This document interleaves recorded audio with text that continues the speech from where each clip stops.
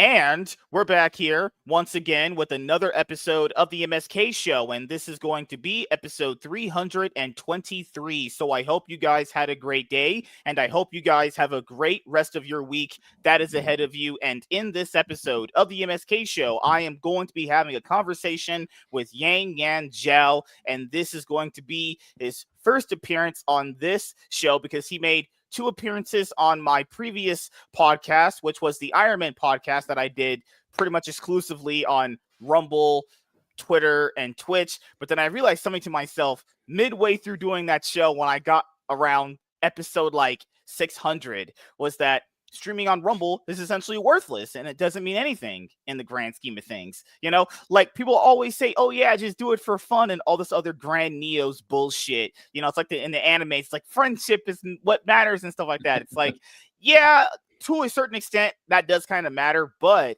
I would like to, do this stuff and have you guys, see it. That really does kind of make a bigger impact, on people understanding why we do the show. When does it happen consistently?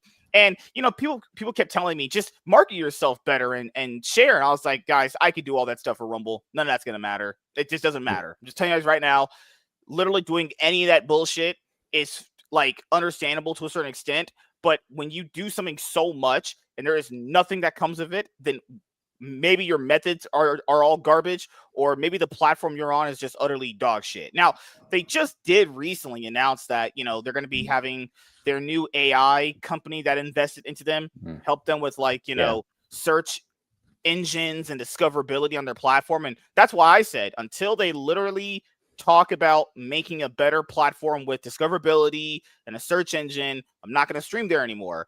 But since they did kind of make announcements for that, I'll probably stream over there. I'll give it like another 2 weeks or whatever, because I'm still angry at them. Because they're just imagine this. Like, everyone's putting in all this work on the platform and their content isn't getting discovered. Yeah. And then now all of a sudden they're going to be like, yeah, now we're going to work on a search engine and discoverability. That should have been like the first thing. Like, why do they need Rumble Studio? I always ask this. Why do you need that? There's plenty of other applications you can stream to. There's Stream Elements, there's StreamYards, there's Restream, there's Riverside, there's OBS, which is literally fucking free, all that.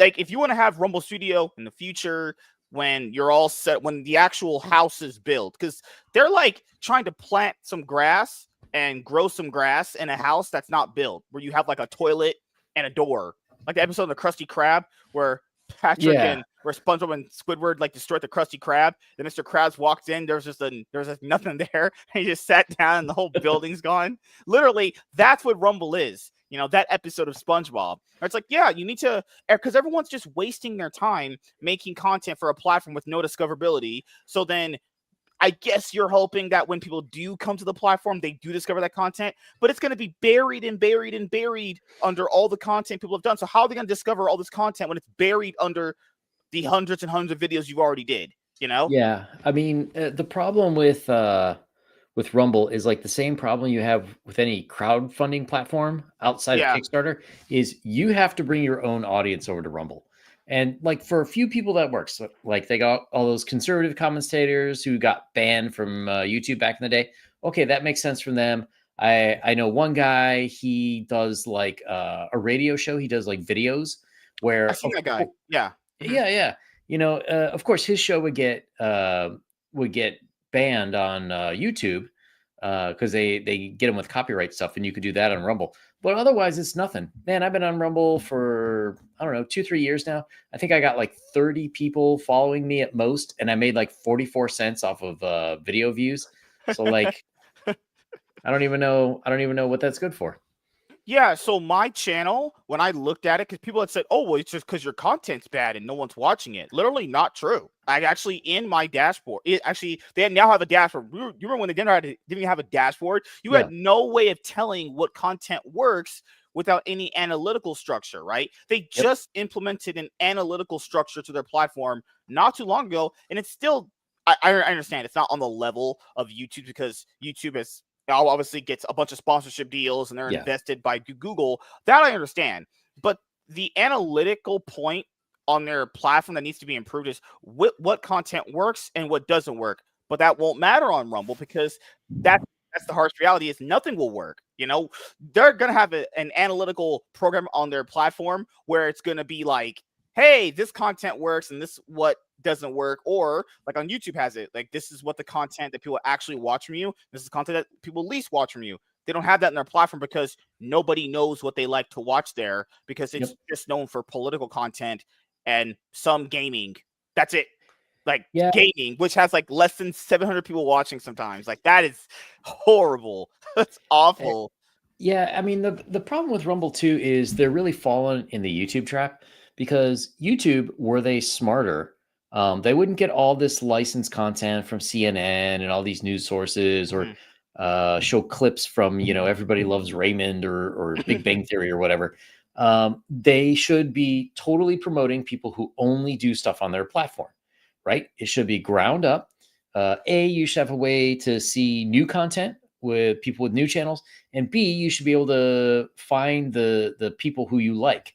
And YouTube does not do a great job of that. Number one, they would be making a lot more money if they did.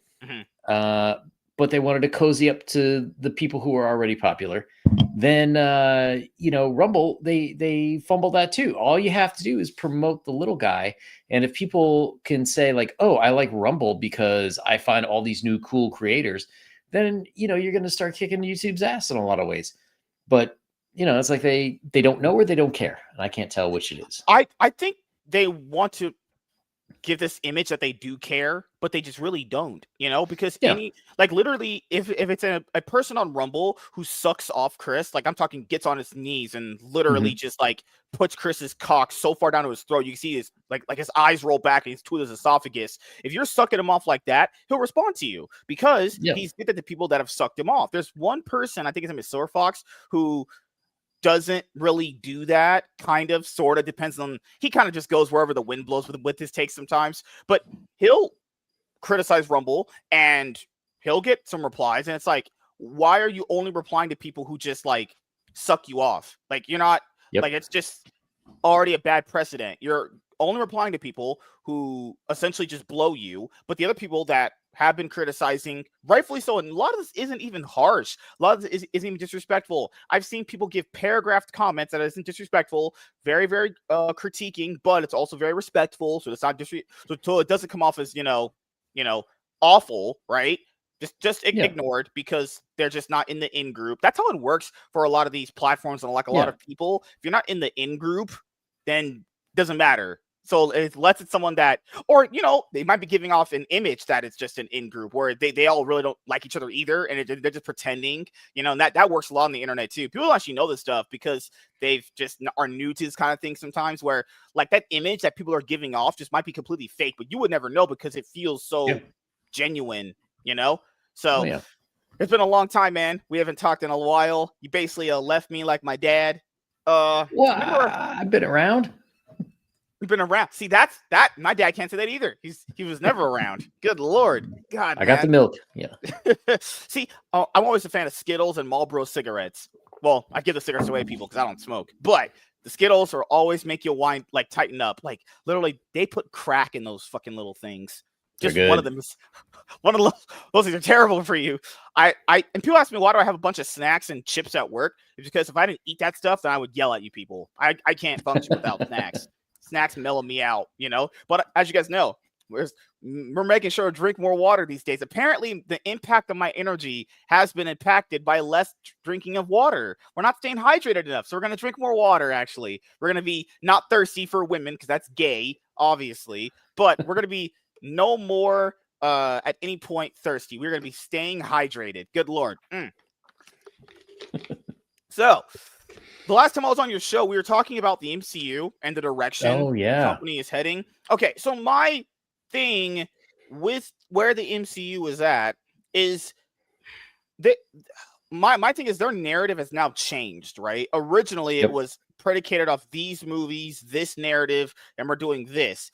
And then their mindset went, okay, since this is doing well, and they can only see numbers going up, and up, they never thought there was a period point in their company's history where they would actually have a downslide. And the downslide, let's be honest here, was caused by their bad decisions. Because Oh yeah. They always had fan support. They had fan support. The numbers proved they had support. So it wasn't the fact they didn't have a financial cushion to fall back on. It was more like their decisions leading up to Endgame and then the decisions after Endgame pretty much just turboed people's reputation on the company, right? So you have this point now where people just like have super huge apathy for the company, which is hard because like it started out so promising. I remember those days where you would go on the Thursday night openings to some of these movies, even for ones that aren't even big characters. People were having a blast in there, having a great time because you really were in love with what they were building. And then it came to a point where they started making all these decisions, all these characters, and it's like, what are you doing? Like, this is not even how the fucking thing got built in the first place. You know,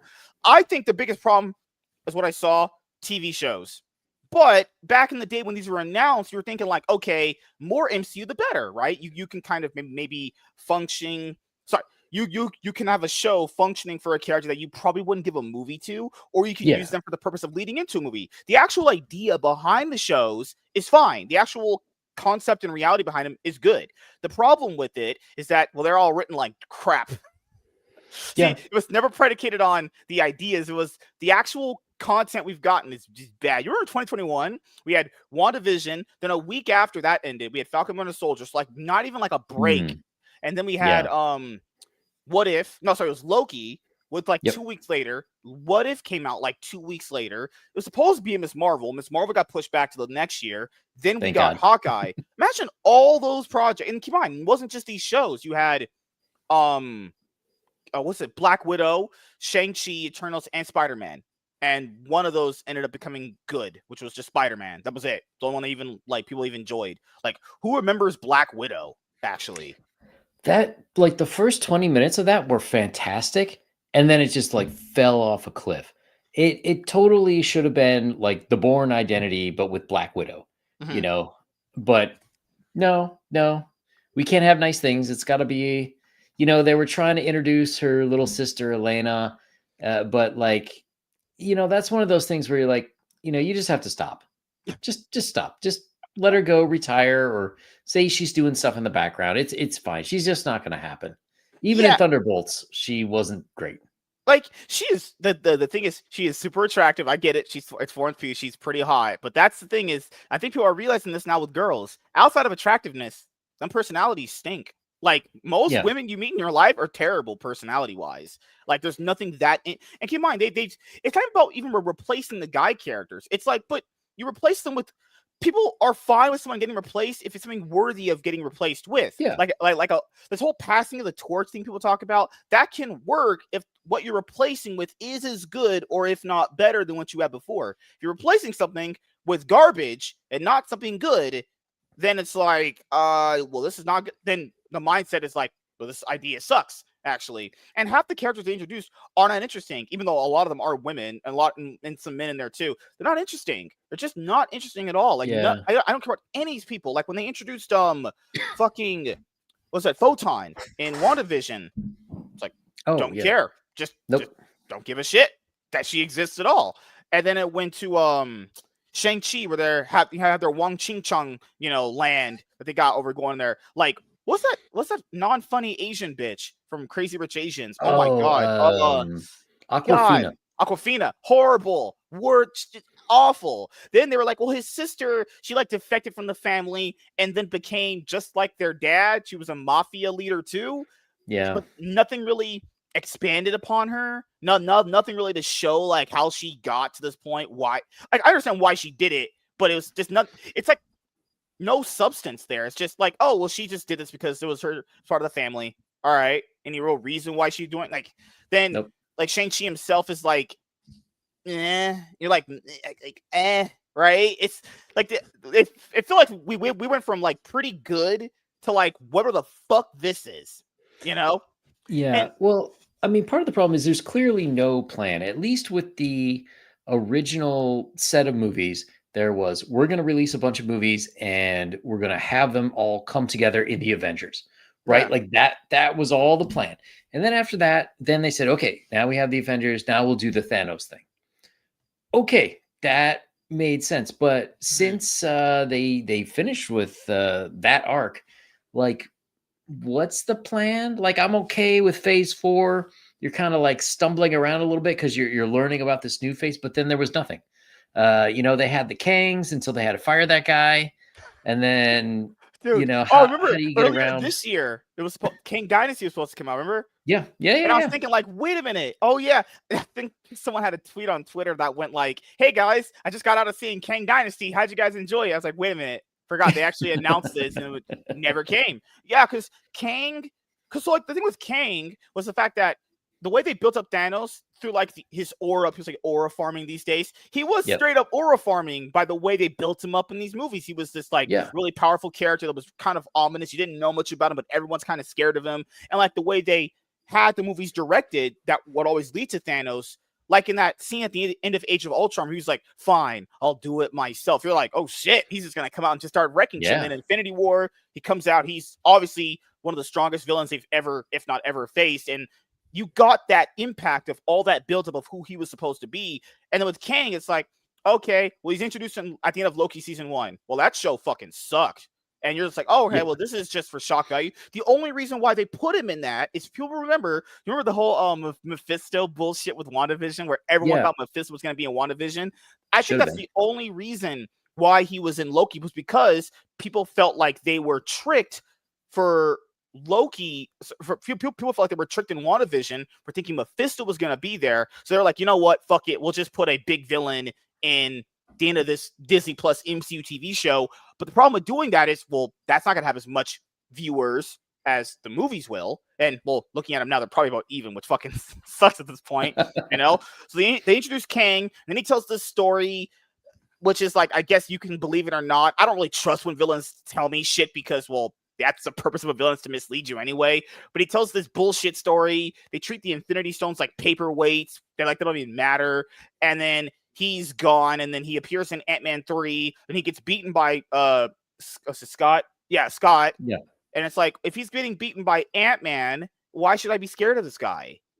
Like they devalue the impact of this. If I'm supposed to be scared of this guy, like I'm supposed to be like, I need to like be shocked when this guy hits the screen. The acting wasn't bad, but the actual impact of his character was just not as hitting as what they did with Thanos. It just was horrible. Yeah. Because like if you look at the whole thing with Thanos, like he was part of the original they didn't call him Kree, I can't remember what the name, but the aliens that invaded during the first Avengers, right?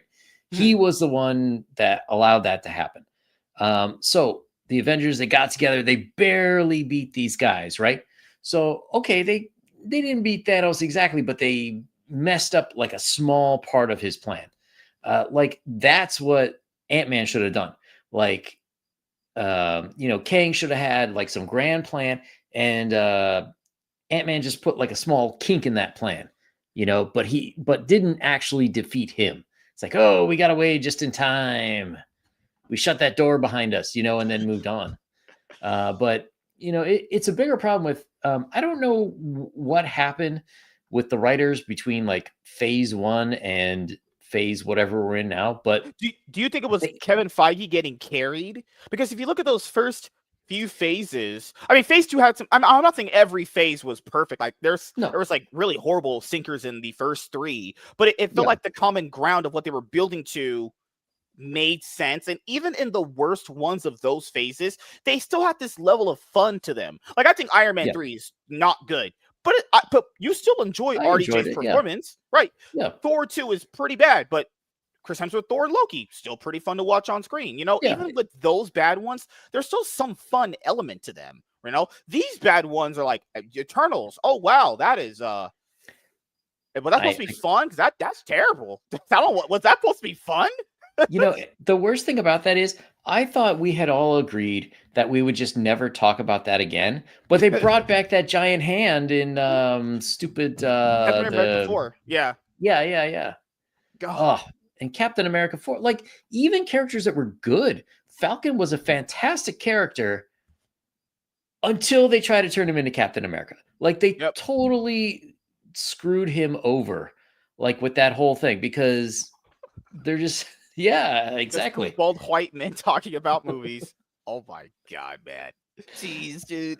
It's and that's a problem here, is that a lot of people like the fact that they kind of built up what they consider B or C list characters. Because in the original Avengers lineup, I would say that Captain America, I would always consider that character, if you're talking about known ability, I'm not talking about comic books, like known to people. If you didn't know who Captain America was, I think that's just your fault. You're just a moron. Yeah. A lot of people know who Captain America is. Hulk is arguably one of the most popular Marvel characters ever made. So they had Captain America, Hulk, probably the only two truly good, like most big known ones. Like Iron Man, pretty hit or miss. Obviously, depending on who you talk to, pretty hit or miss, right? Black Widow, irrelevant. Hawkeye, depending on who you talk to, hit or miss. So they did have a group of characters that ranged from really popular to pretty much non-popular, and they made it work, and that was their narrative, that they could take these underrated characters and make them work. The problem with that is that we were in a time period, as you know, years ago, like in mid 2010s, early 2010s, where movies they would put out would do very good. Now we're at this point where they've not gotten out of that mindset. We're not at a time frame anymore where you can drop movies like that and they'll make a lot of money. They just won't. Like, and I get it. That was their original kind of premise that kind of got people on. We're going to take these not known characters you guys know and just kind of build them up and make them household names. That's the sentiment that I got and a lot of other people got. You can't do that now. The landscape of movies doesn't allow that. The movies, we don't even know if they're going to make their budgets back, let alone profit, you know, and people keep saying, but if you just make them good, people come back. That's not even close to true, because people like Thunderbolts. From everything I've read, they liked it quite a bit. They didn't make anything.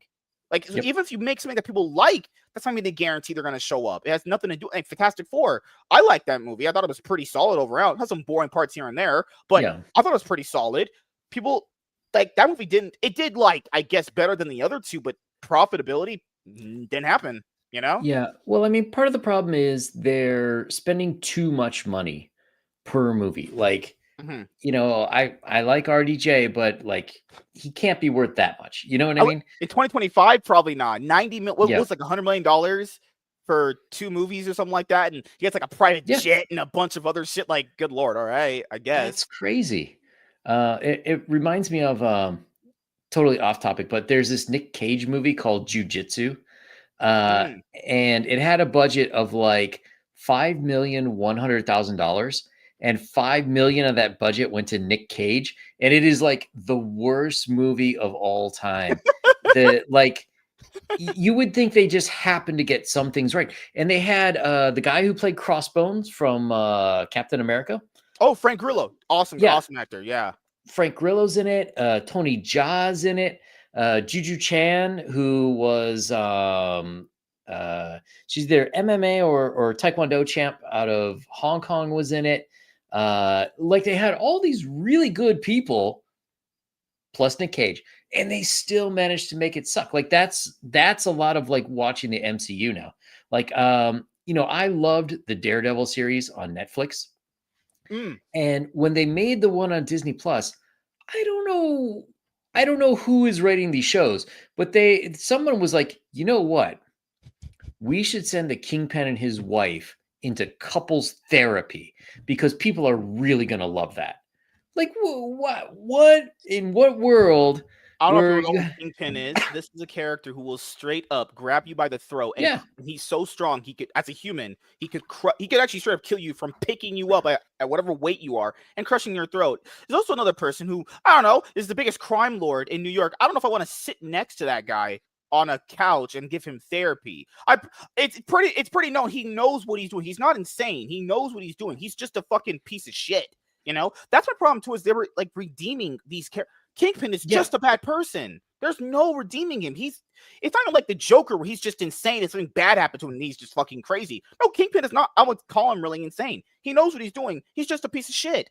And we're gonna redeem that guy? Why? What is the purpose of that? He's not gonna join the Avengers. Like, what the hell? It's like, let's talk about our feelings. This guy stomped some. I watched a Daredevil episode a long time ago. He stomped the dude's head. Yeah. And I wasn't mean, he gonna kill that Hawkeye girl? Like in season 1 of Hawkeye? Echo. Oh, well, the TV show Echo that you probably never saw, that nobody ever remembers. It was terrible. It was also even worse with that one, is the fact that they dumped that all at once. They didn't even bother week to weeking that one. They were like, just get this away from me. This guy straight up killed his adopted daughter's brother. Oh, sorry, a dad. Because reasons. Yeah.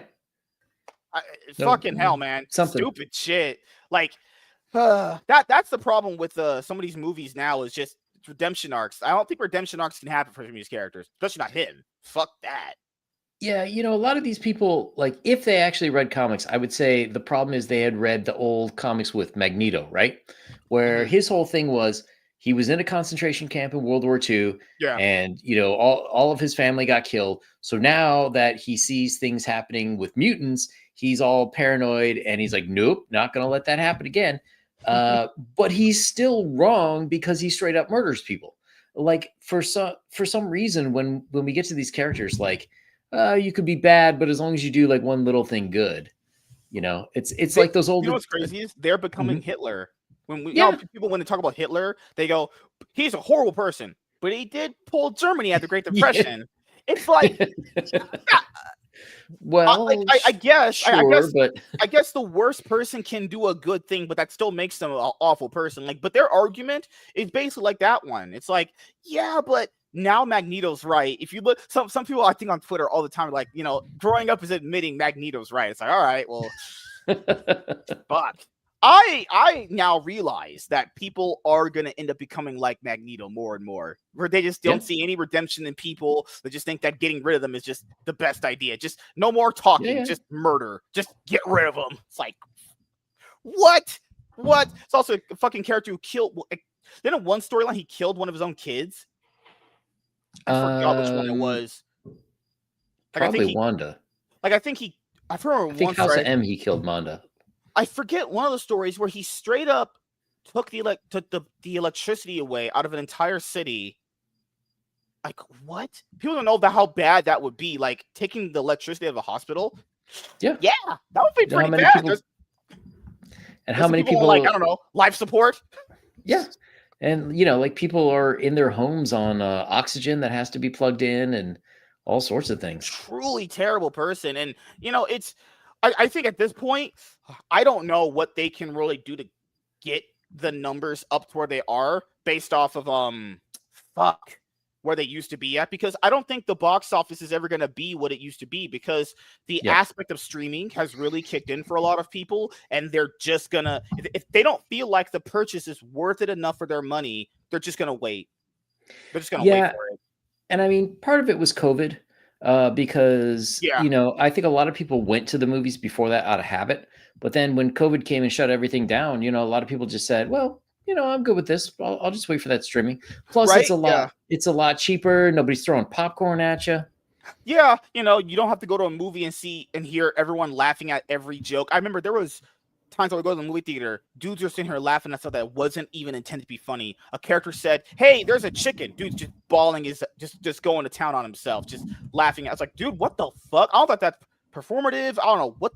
Maybe he ate too much crack or something, snorted it up his ass. I don't know what happened with him that day, but it's kind of interesting to see that streaming has finally had that impact, right? Because before COVID, people just generally, I didn't see streaming as this big thing before COVID. Like people would say they Yeah. would have Netflix, but they would just kind of be like, yeah, I got Netflix. I use it every once in a while. Hulu, like I got Hulu, but I use it every once in a while. It was Yeah. never this like big impactful thing until we were just all locked down and we have to pretty much sit in our house for extended amount of time, and now Pretty with much. that, streaming has finally did what the movie studios wanted to do. I think they want to take out the middleman, the movie theater. They want to take out the middleman so they can keep all the profits for themselves. But if you just drop a big budget movie like that on streaming, I don't even know how they make money. People said they make money through They just don't. their streaming service. But that's not how that would work though, because wouldn't it be fudging the numbers? So if you drop a movie on your streaming service for $200 million and you try to make the money back on subscriptions, but wouldn't you be paying off every other movie with that same type of money you're putting out? There's no amount of money you would be able to be getting to pay for all of them. That doesn't make any sense. I don't know. Maybe I'm wrong, but I don't see it. Scarlett Johansson actually sued Disney for that Black Widow movie. I remember that. Yeah. Because she was told this is going to be in the theater and she got X percentage of the revenues. So then they just dumped it onto streaming and like it didn't make any money. The Yeah. revenues were basically zero. So she got screwed out of all the back end. I like how she sued them, or she was announcing she was going to sue them. And then within about 2 days, they kind of paid her. They just paid her out of court. Yeah. Remember the interview Bob Chapek had where he was like, "Yeah, we're gonna have to do better with when our movies go straight direct to streaming." And Yep. all right, dude, pretty much just admitted she was right there, you know. But for comics, I don't think I've ever asked you this, or maybe I did. What was the time you stopped reading comic books? Ooh, that's a Because did you start with good. comic books from a certain like 70s, 80s, 90s, and you were reading them up to like the mid 2000s or late Uh, 2000s? I started reading them somewhere in the early 80s, like with Transformers and G.I. Joe, which were Oh, okay. amazingly good for toy comics. And then I think it was like 86-ish I got into X-Men, which sort of got me into like the mainstream Marvel stuff. And I had some DC as well, but I never really got into them as much as Well, DC is Marvel. always for losers, actually. I heard like DC people are weird. I can see why more people like Marvel. DC people that like it are fucking weirdos. They're like, my comics are so edgy because I'm cool. And it's like, no, you're a fucking loser and your mom hates you and you stink. Because comic book people stink. They don't take showers. Hope you don't know this stuff. But But I remember the exact point I stopped. So I really loved Chris Claremont's whole run on X-Men. mhm. Totally bummed when he left. Not only just because the writing got bad real quick, but also the art in general was not as good. You had the Kuberts, which they were good for a while, but then it went really downhill. Which X-Men issue did his run end off? Like which number? It was like 300, Uncanny 200 something. X-Men 280 or 281? Okay. 280, I think. So that's why people keep saying, oh, that's where I dropped off X-Men after that. Yeah, Good yeah, lord. yeah, yeah. Oh my god. I consider anything after that fan fiction, but the real down point for me was the Grant Morris run. Um, His just got made into an omnibus recently. yeah, It's the all new X-Men, right? yeah, and It's the one with the yellow suits that they use in First Class. Yeah, that one. yeah, Yeah. exactly. Like, man, I just couldn't stand that because I've come to learn that I really don't like Grant Morris's writing at all. I don't like his Superman stuff. Don't like anything. What did But he do? Where did he touch you, man? What did he do to you? too many places. But the big problem with that guy is like he has story ideas he wants, and then he like shoehorns characters in to the necessary positions in the story. But the problem is those characters don't fit those positions at all. Mm. You know what I mean? And I remember the last one was the infamous Ethan Van Sciver sex issue, where he drew sex in every panel of the comic. And I remember buying that on the stands, and I was reading it, and I'm like, you know what? The fact that some goofball put sex in every panel is way more interesting than what's going on in the story. And then I just stopped. So it was the new, yeah, because his X-Men run, I know recently just got a omnibus for it collected edition wise, and people were like, I need to read this for the first time. Or is it, yeah, because I remember they used a lot of his stuff in the second X-Men movies for the Fox Marvel universe they were trying to do. So like a They lot did of the use a bit, ideas yeah. came from that, like people having sex, and it's like, oh god. Hey, no, Yeah. I can't believe that. It's because us nerds, we don't have sex. That's for losers, honestly. So, what the fuck? So it was after that run that you pretty much went, I'm done. And you haven't read a Marvel comic since, or you've dipped in here and there? No, well, actually, I moved out of the U.S. And I wasn't in the U.S. for about 10 years. So, like, I just didn't really have a chance to read what was going on with American comics at that time. And then I kind of sort of tried again. Like, I tried to get into the House of X, Powers of X. And I made a video that I delete. Sorry? You're talking about the Krakoa era, right? Yeah. Okay. Right Yeah. when they started that. And I made a video about it, but I deleted it because it made me too sad. It was that I thought, like, my conclusion after reading that was like, this is all just a honeypot where they're going to lure you in with the sexiness of the X-Men that you loved, but it's going to be all the same crap that they've been doing for the last, like, 5-10 years. Mm-hmm. And the shit that happened with Jonathan Hickman afterwards, where they kind of weirdly take him off, even though he was supposed to be like this architect of it. And it's just like what? Like it's so weird how they have this guy do something and then they go like, you know what? I don't want you doing this anymore. Yeah. And then what? And it just all falls apart then because it's supposed to be one person's vision, a 3-act structure, and then if that person is just gone halfway through, well, that's just fucking because it feels like they just used him for his name recognition to boost sales, and then after they got what they wanted out of him, which was the money, they just didn't want him anymore. And they do that with Jonathan Hickman. I noticed that a lot. They put him on so many books now because he does sell books. It's not his writing works for a lot of people and it sells books. It just does. But they're just catapulting him from book to book to book to book to sell it. He's on the Cosmic Universe now after I don't know if he wants to leave the Ultimate Universe or they made him do it. Now he's doing the cosmic stuff. They had him do like X-Men and all that stuff. It's like, why do you keep bouncing this guy around? Unless he specifically goes like, hey, I don't have it anymore to write this. I'm just not into this anymore, which might happen for a writer. But it feels like they're just bouncing him on every single book just to sell it because his name will just be an instant sell for a lot of people, you know? Yeah. I mean, I think for him, he can more or less go do whatever he wants anytime he wants. Like he can certainly get a deal at Dark Horse or, one of the other smaller publishers that he could do whatever series he wanted, probably get whatever artist he wanted on it. To me, it just seems like a shallow money grab. And like, I'm not going to condemn him for it. If people wanted to throw money at me because the name Yang Yan Zhao is worth so much money, like, yeah, all right, sure. I'll take your money and I'll sit back and do nothing. But at some point, you got to pay the devil his due, and at some point, he's just going to wreck his reputation. So that also happens with Mark Waid and Dan Mora too. They put Dan Mora on for DC on every single book it feels like to be the artist, and Dan Mora does books for like Image and Skybound. His art for a lot of people, and it feels like, man, he's getting squeezed. I don't know how much money he's making, but it feels like he's getting squeezed for all of his juice because he's put his name on book sells, but there's not that many people that you would think have that same level of name recognition still left in the industry where they can just sell a book pretty much just off the name alone. Like remember the new Batman run that starts with Matt Fraction apparently had like 500K orders for comic book shops because it's not like people walking into stores and buying that. It's stores ordering that shit. They always sexy up the numbers. 500K orders. Oh yeah, sure. It's always great for them to admit that we're not the customers. It's the shop owners that are the customers. People still don't know that. I remember I was talking to a friend. He was like, we're talking about like pirating books and all this other stuff, and it's like, dude, we are not the customers for these people. The customers is your shop owner.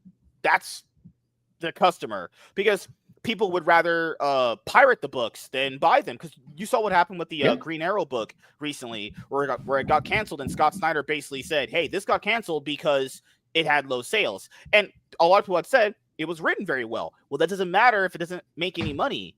And it's weird, all the people that probably liked it, I guarantee you, if they even did read it, because that can be always here and there, they just lie. If they pirated that book and they loved it so much, they also contributed it to it getting canceled because you didn't go to your comic book shop and spend money to buy it, Yeah, I mean, I think that part of the problem with what's going on with the big two are similar things that you see in crowdfunded comics. In crowdfunded comics, a lot of people don't want to give a first-time person a chance. They'll wait until they have a few books under their belt and then they'll invest in. And I think there's a couple of reasons for that. One is that, you don't know if this person's any good or not. And the second is, I think people are moving towards more of like a trade paperback buying habit. Like they want to read a bunch of issues at once. They're doing a binge style where they just kind of want it all at once. They just go through it. And I think that's kind of what's happening to the big two, because, they've done such shit over the last 10, 15 years that, do you really want to get invested in like let's say a guy you like is budgeted to do a 10-part run. Like, do you want to invest in the first 5 and then find out like he's not really on it for the rest, or they switch artists, or, he didn't care, or, the editor's fucking with him like in the last 5? Like, you don't want to spend the money until it's going to be good. So I I think that that's one of the problems that the big two are going to be having is nobody, because people have been burned so much, nobody wants to put the money up front.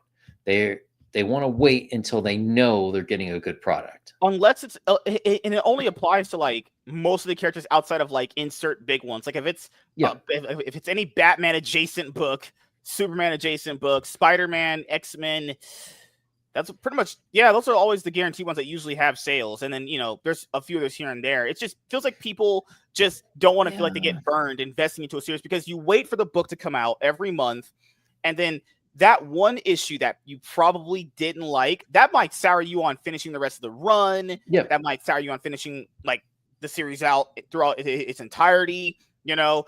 And people, I think their habits have moved to like just mostly just waiting for the book to be collected in a collected edition, which is like a trade paperback or a hardcover. But to even get books to have, you know, it's crazy. You have these omnibuses that are like big and shit. It's like C-list, B-list characters, 80 plus issues here and there for some of them, all these what if stories, annuals, and all that stuff. Well, yeah, for it to have gotten that far, people were buying the books enough at the stores, so the store owners go like, okay, I'm ordering more of these books, and that tells the companies, Marvel and DC or whoever is doing them, we need to keep making more of this. There's actual money there.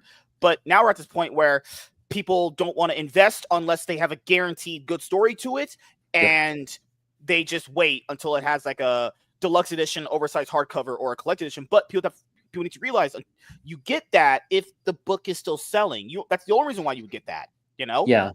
And to some extent, like going back to Chris Claremont for a second, if you look at his run on X-Men, he would do like, 5-6 issues in space, and then they come back to Earth and they'd be in the Savage Land, and then there'd be, a few issues later, they'd be with the Sentinels, and then you'd have the Hellfire Club and this and that. And like he was able to switch off. So, even if you don't particularly like where the story is now, like, in another 2 or 3 months, it's going to be somewhere else that you probably do like.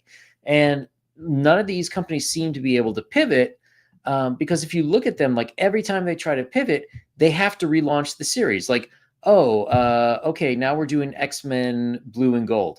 Oh, that didn't work. So we're going to do X-Men Originals and new cast. And we're X Factor.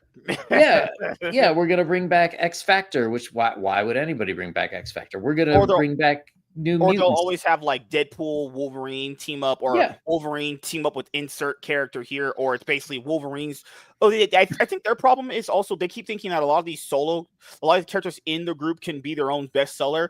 The only best-selling character in their group is just Wolverine. He can carry his own omnibuses long enough if you really do him good, But characters like this new initiative, when it came to From the Asshole, a new butt plug that was done by that fucking one dude, I forget his name.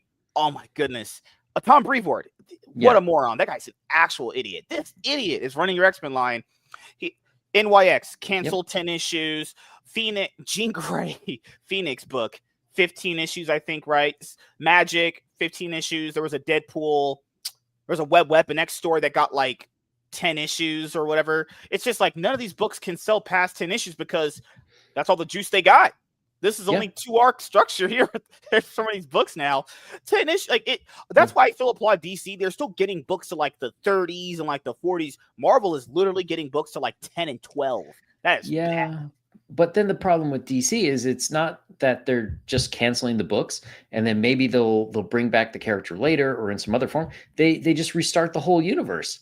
And then it's like, well, since none of the stories I liked exist in this universe, like, why do I even care? Why even get invested in things when you're just going to retcon them, when, they're going to be ignored? That's why it was so surprising when they announced the All In initiative. They had said there's not going to be a reboot. I was like, that's crazy. That's crazy. I'm used to like big reboot, big universe ending event happening to it. But it's crazy the fact that, as I told people this, when it comes to reboots and stuff like that, people don't feel like they got their money's worth when you kind of keep doing that, because they feel like they just wasted their time. Because if these events don't matter and I invested all my money and time into that, and these don't matter, the customer just feels like they got burned. That's just what they feel like, And I'm not saying it's right or not. It's just how a person's going to feel. Like it's like investing into a TV show where you feel like the ending of the TV show is not worth it, or it got canceled too early. You feel like you just wasted your time. Even if you did get something good out of it, it still feels like you know, fuck. Well, goddamn. Yeah. I guess I just go take up knitting or something. Fucking hell. Yeah, that and the people working on it just aren't creative. Like, who's a character created within the last 10 years that's a breakout character? I don't fucking hell. I think most of the characters made that were considered like what a lot of people love have been already all made, honestly. I don't think there's, I mean, it just depends on, I guess, who you talk to, but like most of the best characters that are still selling have been created already. Like the best selling character, Batman, I mean, has been created before all of us were even alive, still selling to this day, you know? Yeah. Do you really think that's a thing? Like all the best ideas have already been done, essentially? No, I think they have terrible comic book writers in general. Like, I can think of better like nobody knows how to write Superman.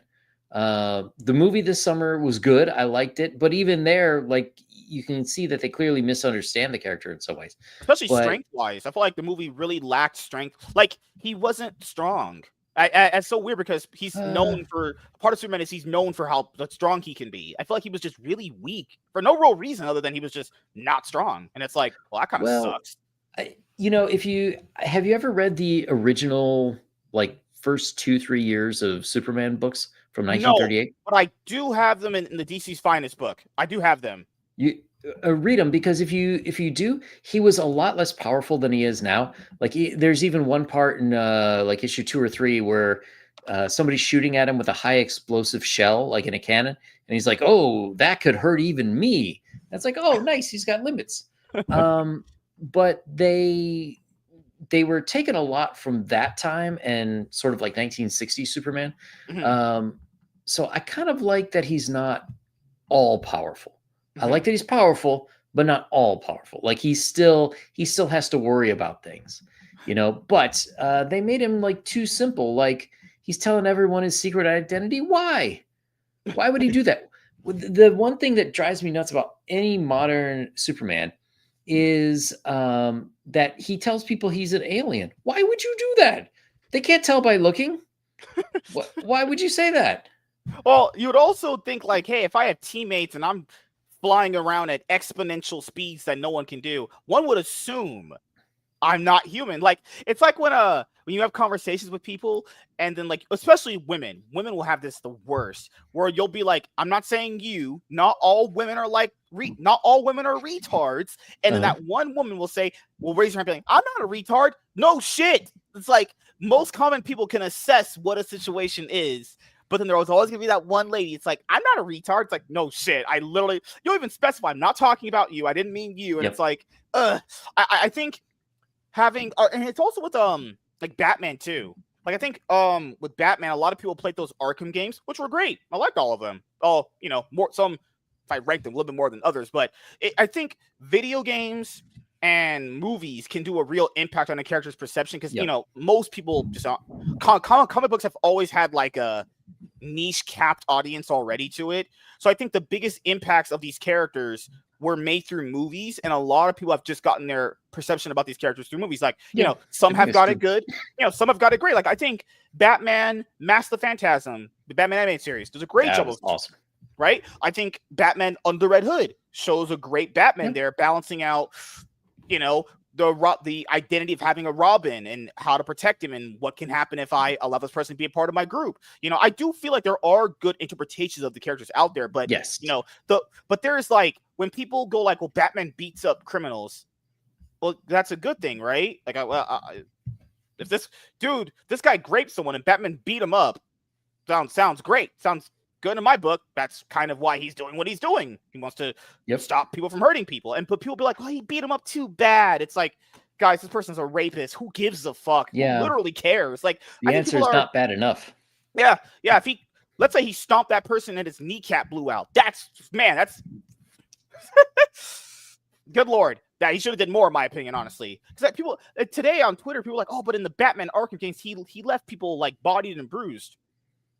Well, video games are supposed to be over the top. The games were to imply his physical stature is enough to take on these deadly criminals. Like, I think people are like getting the wrong perception of who the characters are through the movies, and that is also because that's also a writing quality too. That's another issue of what the writing showing off the characters. Like in Eternals, you mentioned earlier, like Arishem tells them we're gonna have the Ascension, and then at the end of the movie, he comes back and takes them away. But why didn't he just come in at the end of the movie and stop them from doing the Ascension if he could just come back and take them away? Like, obviously, it's clearly that's not a director issue. That's just a clear writing issue. Yeah, so I think personally, these movies or comic books sometimes just need better writers. Like the quality of writing needs to be a little bit more paid attention to. Like, have you heard like recently for like TV stuff, they need like 12 different writers in the rooms?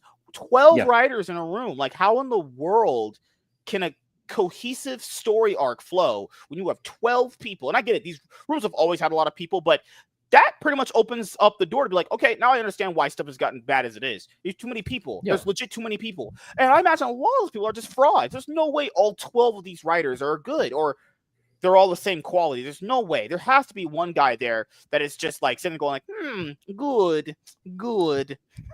Yeah, well, I mean, that's there's two things with that. I mean, one is if you look in any sort of industry where it's like very, very niche, and it's something that a lot of people want to get into, like you're only going to hire the people you like, right? You're only going to hire your friends, basically. And that's what happened is a lot of these people are just terrible. And the second thing is if they were in other industries, like if they were building houses and the houses constantly fell down, or, there was like no insulation and people were just kicking through the walls, then, they would be fired pretty quick. But when you have the backing when Marvel Comics has the backing of Disney and DC has the backing of Time Warner, who cares if you make a profit or not?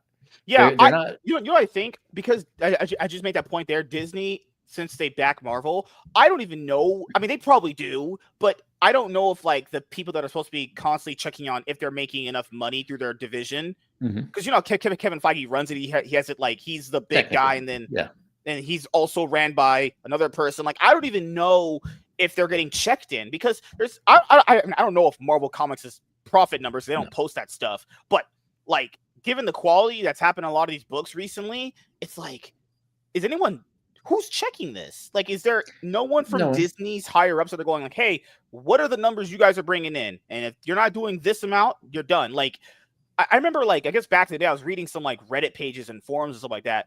Like, a certain run would have like a certain amount of order numbers attached to it, like 30K, 20K, and books would get canceled if they didn't hit like 50K. Like that was the threshold back then. Yeah, when Jim Shooter was running Marvels in the 80s, 65,000 was the cutoff. Damn, if you had 65,000 now, you'd have a hit series. That'd be really good to have now. 65,000 orders constantly for your series. That means your series should go years and years and years, depending if the writing quality stays up to par. Your series is going pretty good. Like Jim Shooter, he passed away. Was it earlier this year or last year? It was a few months ago. Yeah, and then Marvel's like, oh yeah, we mourn the loss of Jim Shooter. Your Twitter account barely talked about that guy, and barely, I mean nothing, until he just died. Or same thing with Peter. Was it Peter David? I think it was him. Did he die? Was it Peter David? I forgot the guy. Oh my god, he was the co-creator of Spider-Man 2099. Oh, you know what? I think that was Peter David. Yeah, it was Peter David, where he was dealing with all these medical issues and stuff like that, and they like, yeah, Peter, we're sorry you died, and it's like, oh, part of the reason why he potentially couldn't pay for his medical bills is because he made no money off of the creations that he made for your company. And I know people always go back and forth on that. So like, it's work for hire. How much, if I paid you the money up front, I get to do whatever I want. But the problem with that is if you're screwing someone over and the royalties that they deserve because you're making all this money on their work and you're giving them like pennies in the dollar. Yeah, I do think there's a little bit of fucked upness there, because if you give them enough money, they'll just keep creating good stories for you. Potentially, if it's a character that's good enough, right? They don't see it that way. It's like that way you can retain a line of talent that'll work for your company if you pay them a decent wage for whatever they're asking for. And if they're a talent that sells books, I don't really see the issue. Like Rob Liefeld I think he still has the best deal where he gets like decent royalty checks from like Disney and Marvel, and his name, despite quality of his books, sometimes people say, sells. His name sells. You know. So that actually goes back to Jim Shooter, is because before he became the editor in chief, like the company was like a real shit show, and nobody was getting royalties on anything. So he redid the deal. Like if you hit, and I don't remember what the numbers are, but let's say it was 100,000, right? So it wasn't the lowest. You had to be better. But if you had like 100,000 issues in a month, you would get royalties on it. So that really prompted a lot of the people, like, I'm going to work my ass off to make sure that these things hit because I want to make money. And all those people were making money. And do you know what the incident was that really got Image going? It was Jim Lee. He had to go, I think, to San Diego Comic-Con. And this is after he had done his X-Men #1, like 1 million issues in sales. And he's like, hey, can I get a seat for my wife to go with me? And they're like, no. Like, why would you treat him like that? And that's what got him to jump over to Image. And because he was going, like Todd and Rob were going for sure, but because Jim decided to leave, a bunch of other people left too. Totally from somebody being cheap. So, like, if it were me, if I were Marvel, like, yeah, I got to keep the lights on. Yeah, I got to make payroll, but I would want people to make as much money off of our stuff as possible. And it's not even their stuff. Yeah. They weren't even the ones who created the stuff. Exactly. I remember there's a story I read where the person who made that X-Men logo they use in everything, they gave him like $250. Imagine if you pay this guy good royalties for that and he makes more stuff for you. Then it's just you both, they don't understand this. Both of you benefit. They just don't get it. There's no real wrong reason for doing it because you're both going to benefit. You get this great creator who feels like he's getting paid enough money. He makes good stuff for you, in theory, good stuff for you, and he gets paid for it constantly, and you make your billions of dollars putting it in an animated show or movie or TV series, But they just don't think of it that way. Like recently, I think I read an article or a few of them where they're talking about slashing page rates and slashing like the writer rates and stuff. Slashing rates in 2025. That's crazy. And not only is it crazy, like the industry is already in a down spot. If you look at the art, like occasionally people on Twitter will tell me I'm crazy, but if you look at the art now compared to like the 70s, the 80s, and the 90s, it looks like a coloring book. And why is that? It's because you have the penciler also doing the inks, whereas before they were separate positions. So when the penciler has to do the inks as well, do you think he's going to spend a long time and give you Bernie Wrightson level quality? No, he's going to give you like the easiest, cheapest, fastest piece of crap that he can. And it shows in the books. Especially if he's on like 10 books. If he's on like 10 books, there's no way I think the fluidity of his brain could be like, okay, I got to put my best work on all these books. Shit. Fuck, I got 10 books. They all got to come out like next month. God damn it. Let's just make them all look the same. No one's going to notice. That's what you get. Like but the thing is, if that's the guy that sells your books, and that's the only person that sells the book with the writer, the only named writer you got, well, it's like, well, what else can you do? They've essentially pigeonholed themselves to basically accepting the lowest quality of artists and writers when they shouldn't need to do that. It's Marvel. You should, in theory, you should feel honored to work for them. It's like that should be the big break. You got a chance to write and draw the big characters from Marvel, but it feels like at this point they just want to subject themselves to the lowest quality writers and artists, and for what reason other than they just don't want to pay them enough, which I guess business wise that looks good on a spreadsheet, but I believe, this is my opinion, I truly believe you could get both out of them. You could get both the profits they want and pay the writer or artist the royalties if you actually have a vision for what your characters want. Like, I don't know, because I'm pretty sure CB Cebulski is the chief editor. Like, does he have a vision? Does he have a vision for what the company's supposed to look like right now? Probably not. No, he's nowhere near what Jim Shooter was. There's no point.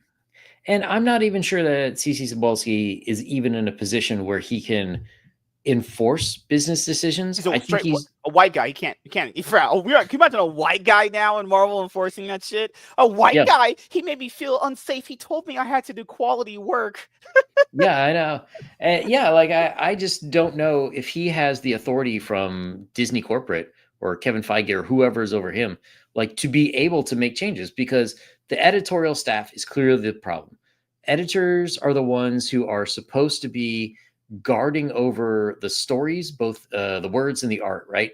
They're supposed to be looking over everything and making sure that the quality is good. But they're hiring people who are inferior who either they came from a literary background, so they don't understand art and they don't understand how art and words go together to make a comic, or they're just getting people like right out of school, giving them assistant editor jobs, and then like in a year or two later they make them editors, and it's just awful. They need to get some of the old timers back, even if like Walt Simonson is still doing work. John And a Romita legendary run on Jr. that Walt Simonson, a legendary run on Thor. It Imagine was the if that best. guy. I know they gave him an omnibus for his Thor run a while ago, but it's crazy to me to think that a lot of these omnibuses and epic collections they do of all these characters now, just to know that they're probably not getting the money that they deserve is just disgusting. That I think that's one of the big reasons why they don't reprint the Uncanny X-Men run by Chris Claremont, because they don't reprint those omnibuses, like those specific omnibuses you mentioned from Chris Claremont. Some of them even more than this. The starting one, I looked it up, is $200 on eBay, brand like still sealed. Could be, yeah. Right. But even the first two X-Men omnibuses, that first one is like $200 already. The volume 2 got a reprint, which is so stupid. Like, why are you reprinting a volume 2 before a volume 1? So that's the only one you could pretty much get in that first set. That's cheap. And then anything with Chris Claremont's name in the omnibus run for his X-Men run, all $200 books starting. So that means his run is 6 books? That's fucking hell. So 200 times 6? God damn. Plus tax and all this. Yep. They know if they reprint those will do some massive numbers, and they don't want to give him money. Yeah, well, it's the same thing. Chris Claremont. Oh yeah, because that's another thing. When they reprint stuff, they don't do a huge enough run as the first time. It's like, fuck. So even if I wanted to get that older stuff, I can't because they make it so scarce. And I got $200 on a book just going in. That means I'm going balls deep, actually. Good Lord. Yeah, so 11. So let's do what? Damn. That's fucking crazy. So let's do 11. Let's see. So let's go to calculator right here. You guys can look at my porn history. I don't have that, actually. It's like, why don't they reprint this stuff? If people, and it's great, they want money, right? That's guaranteed money. I can promise that's guaranteed money. Well, so it was 11, 200 times 11. Yeah, $2,200 right there. Hell, man. The crazy thing is they've had the guy under exclusive contract for like 20, 30 years now. Yeah. And why isn't he doing something? So he does 4-issue miniseries. That's really all he does. So he did Wolverine Deep Cut. I read the first issue of that. That was really, really good.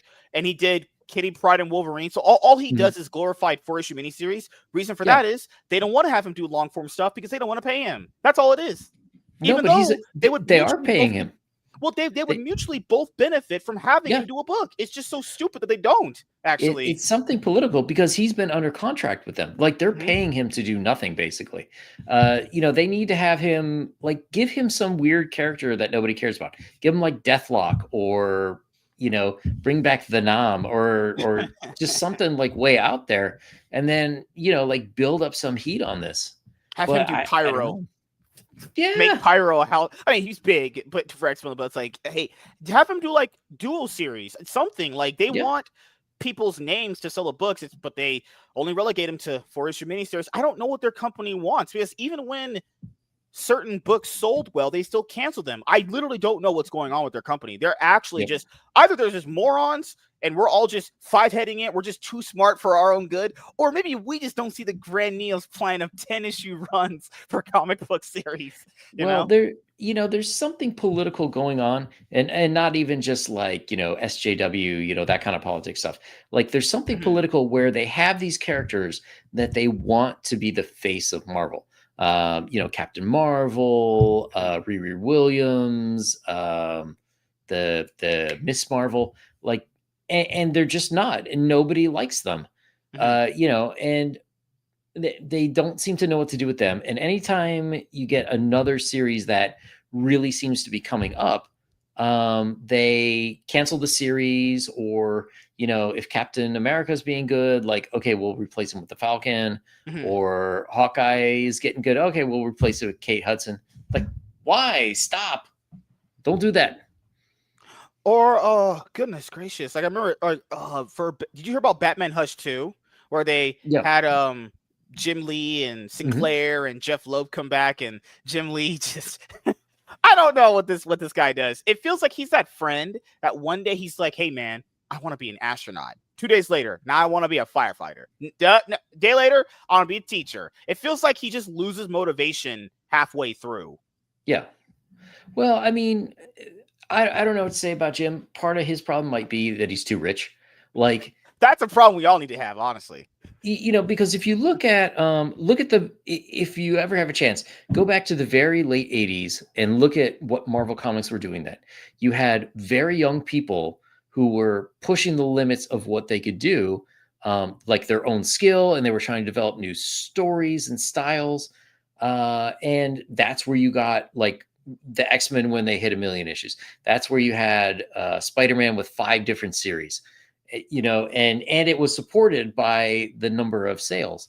But and now, like, Jim Lee is great. I heard a comic book shop owner say you could have him illustrate the phone book and it would sell. And like, yeah, that's true. But he's not really into it. You need to get some of these young people who are good.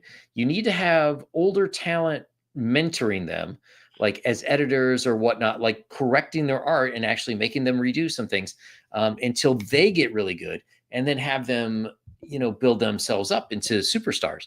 But there's no real superstar artists anymore. Yeah, and there's like probably like a select few, but then you got to also consider, like, at some point, burnout is going to be a thing. Having one person do 10 books is insane. Now, and we know that the money might, the fact that these guys could go work at Starbucks and make more money than they're doing drawing Spider-Man just doesn't even sound like logical, right? Like, because I remember this book that Laps mentioned, this is the highest selling comic book of all time, isn't it? Jim Lee's X-Men #1, right? Yep. 8. Good Lord, damn! What a different time period back then, where a book could sell 8 million fucking copies. Now, to be fair, a lot of that was like bullshitty, like extra covers. Like, they had 5 different covers, and it was all the same issue. But if you got all 5 covers, like, it made an extra long poster. So not only did you need the 5. You needed copies because you were going to take the covers off of 5 of them to make that poster on your wall. So you needed 10 issues in order to actually have your collection and get the poster. Oh, so I wanted to ask you this about your YouTube channel. Are you going to come back to making consistent YouTube content? I feel like you come back like my dad a few times, then you're just gone. Yeah. So I have been working on Empire of the Undying Sun, the greatest horror campaign guide for Dungeons and Dragons that's ever existed. So that's really been taking a lot of my time. And D&D? Isn't that for like nerds? Yes. Yeah, it is. Oh my God. Awesome people. Good Lord. We lost him to D&D, man. Crazy. So I got my Kickstarter for that now. But well, it's funny because I just realized I only made one like pre-made video this whole year. And the rest has all been live streams. So this month I've got a crap ton of people coming on, talk about different aspects of horror. But I should finish up most of the work on that campaign guide by the end of the year. So next year I'm planning on getting back, doing some actual comic reviews. We're going to be talking about gaming as well. And then, still have live content, live streams and whatnot. But you want to do video game reviews? Okay. Oh, sorry. More tabletop playing. Okay, got you. Yeah. So, do you? Because I heard about this a lot. From John's Longbox, the tabletop scene. Yeah. up and down. What's been going on? Are basically like companies not? Are they going a little too political with the activism? Yeah. So you don't sound like you're a Dungeons and Dragons kind of guy. It's usually for losers. I'm more of a guy who would go out to bars and get chicks. So But I'll give you the short version. So there's up until 2014, there had been 5 versions of Dungeons and Dragons. And Dungeons and Dragons is like the Xerox of tabletop role playing games. The granddaddy. It's got movies. It had a cartoon show. Right. So after 2014, things started to change, and it became like nicer, which is not what you want when you want to be like a fighter who's killing goblins or slaying dragons and stuff. You don't want to be nice. But they started doing things where like it's the sameness, and you see that in video games too. Like if you liked World of Warcraft in the original in 2004, like all the classes were very different and you were good at your specialty and whatnot. And then by the end, like, well, everybody had like a ranged magic attack and everybody could punch close up. And it was just like, why do I pick one over the other? It's fashion. And that's kind of what happened to Dungeons and Dragons. And then it got worse. And then they started fucking people over where there was the OpenGL license. So if they have a rule set, right? And then they have their own like story modules that you could play in. Well, somebody else could write a story module as well using their rule set. And they had a license that allowed you to do that as long as you acknowledge like, hey, these rules and whatnot, that's their property. And you couldn't copy anything directly. Well, then they said, okay, we're going to start suing everyone and we're going to revoke that license. So you have to pay us. And it was like a crazy amount of money per time that you want to come up with a module or a new character idea or whatever. So people freaked the fuck out, and the company was kind of boycotted. They hired a woman as a new CEO who used to run Xbox Live over at Microsoft. So then their whole thing was, okay, we're going to take away this game that is, based on people sitting around a table, and we're going to make it an online experience. So with COVID, again, more people started playing online. There's different websites you use to play online, and that's fine. But it's still primarily a game that you get together with people and you have fun playing it, right? So then they're like, well, and the way it works is you have one person sort of running the game, and then you have the other people are like playing in the game. Yeah, I almost played a game, so yeah, I know what you mean. Okay. So and then I left because it's not for types of dudes like me, as you know. Yeah. So they've decided like, oh, well, we're going to get rid of the guy who runs the game. We're just going to have it all AI. And so now like people are kind of freaking out more. They came out with, so last year was the 50th anniversary, and they came out with a new version, which they didn't rename. So the 2014 version was called 5th edition. 2024, it's like, yeah, it's still 5th edition. It's like there were some issues with the 2014 version, and instead of fixing them, they went further the wrong way.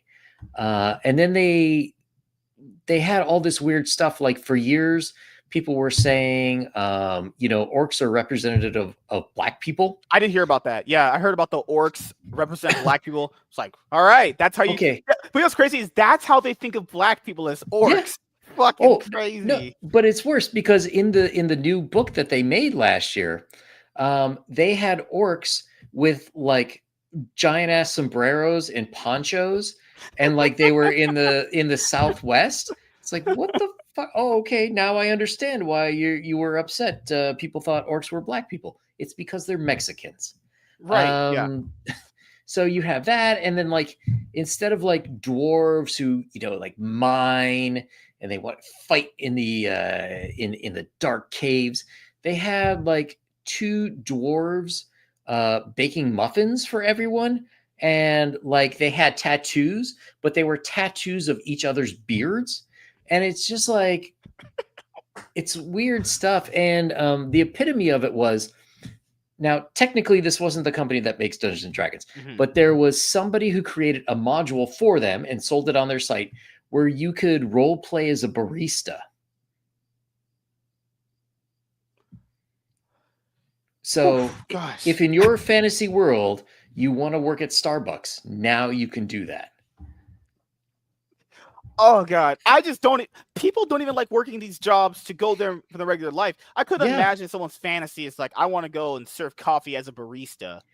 Yes, exactly. And to me, it's sort of frightening because, like, that's the extent of their imagination. It's not like I'm gonna rescue the princess and get like a bajillion gold coins and Oh, that's what I be would a do, right? pirate. Yeah, yeah. Yeah, it's like, nah, I'm gonna serve really good coffee.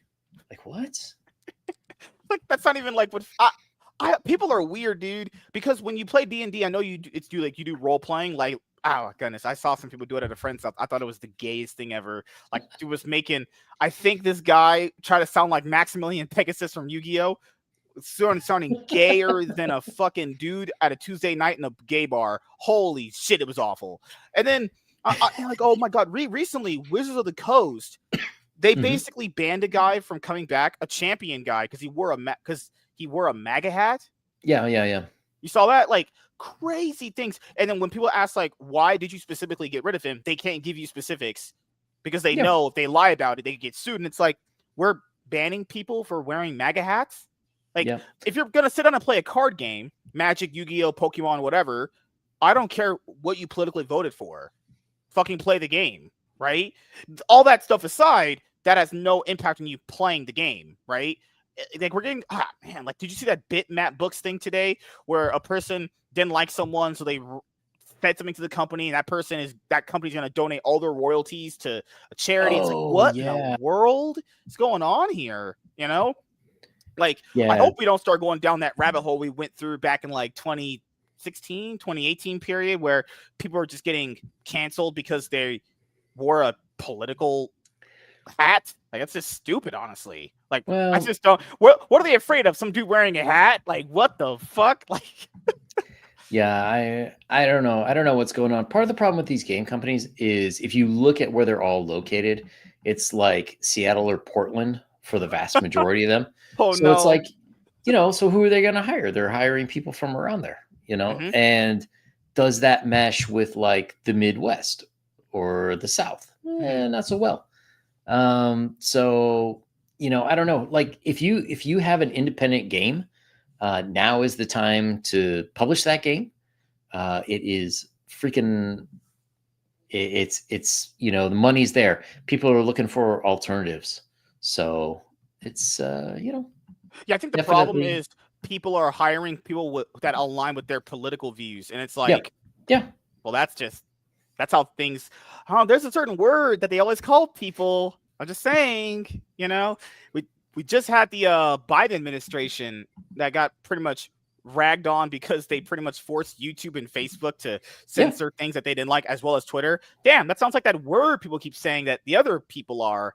It's weird. They do the fascist things, but then say you're the fascist. It's like the wolf in sheep's clothing kind of thing, You remember the Pokemon scandal where the kid was asked what his pronouns were and he laughed? Yeah. Of course, he's 11. Like, first of all, pronouns are stupid. Anyone that has them is usually, a mentally fucking ill weirdo. Dude, I was on Tinder, and anytime a girl had pronouns in her bio, swipe. That, not even interested. Like, what's the joke? If she could be a 10, but if she has pronouns in her bio, then I think she's a moron. That's how it works. Any person with pronouns in their bio is mentally a Looney Tune. Just an absolute weirdo. Yeah. Not a person you want to just sit and have a conversation with, Huh. Yeah. So, if you look into the tabletop world, it's like there's a lot of old game revivals. Like a buddy of mine, he just had like a $60,000 Kickstarter for basically repackaging the original Dungeons and Dragons from 1974. There's a woman who regularly does like over 1 million every time she releases a new game. So, people are looking for a lot of stuff to play that isn't Dungeons and Dragons.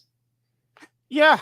I mean, I always try to hope these companies don't do that, but it's just I Yeah. expect no less at this point. I expect no less. These companies are just ran by a bunch of retarded idiots at this point. Also, the social media managers who run the Twitter, who like Yep. run the social media accounts, are just as bad. You know, MSK has a sheep sleep. What in the world? Oh my god, man! Well, I'm old at this point. I'm old. and and Wizards of the Coast is another company that is like Marvel and DC because they're owned by Hasbro.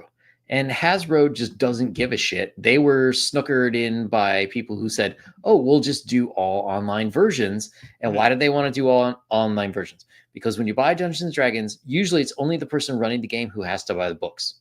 The other people just show up and they don't pay any money. So they say, no, we want to make it so that everybody has to pay, right? And it's going to be a subscription, so you got to pay every month.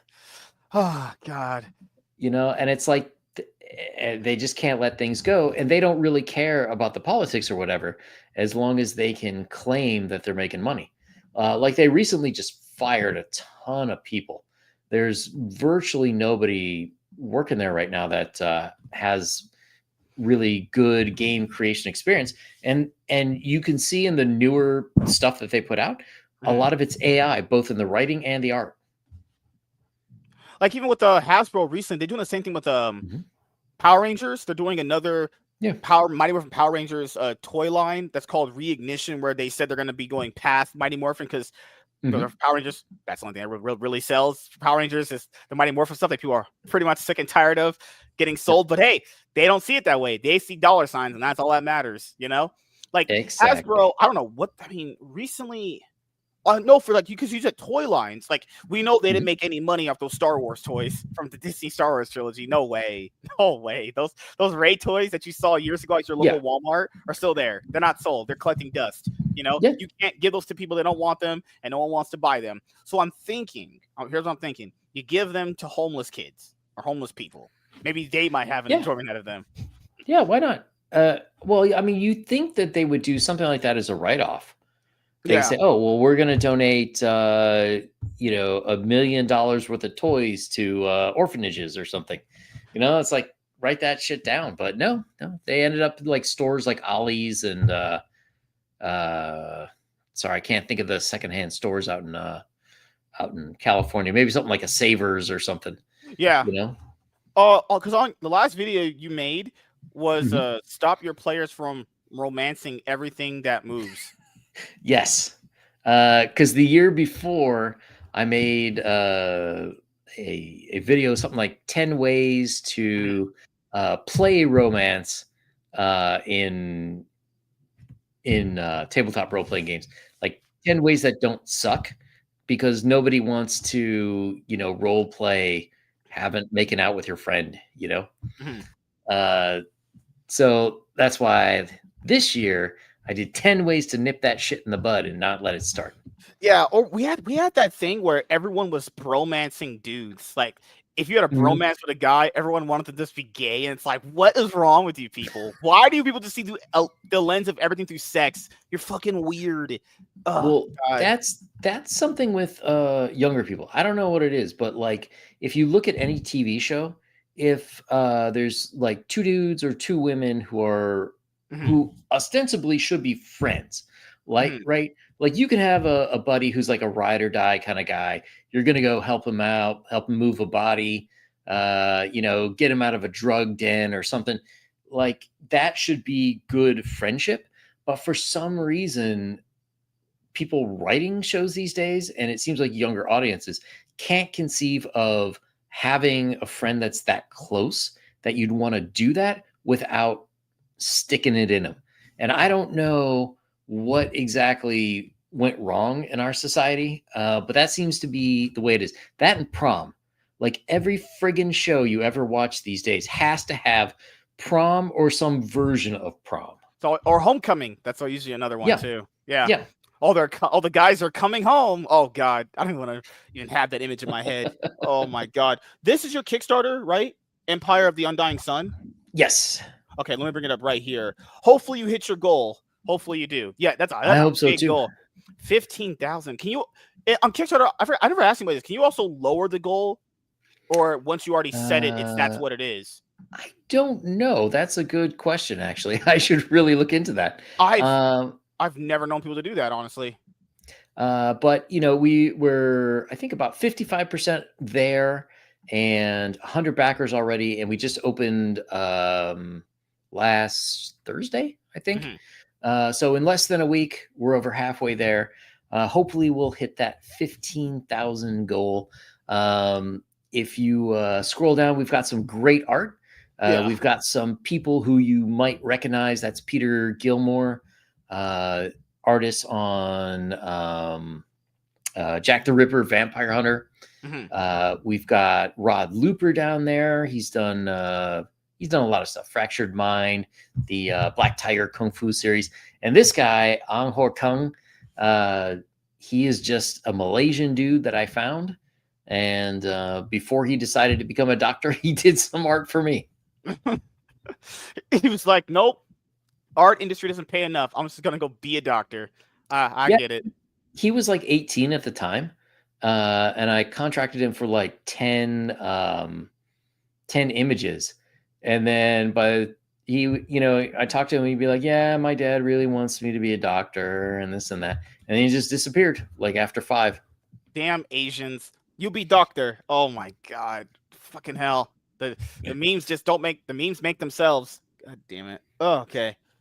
But I do hope you hit your goal. That's a steep goal. Holy crap! But when you do hit your goal, what's the next step?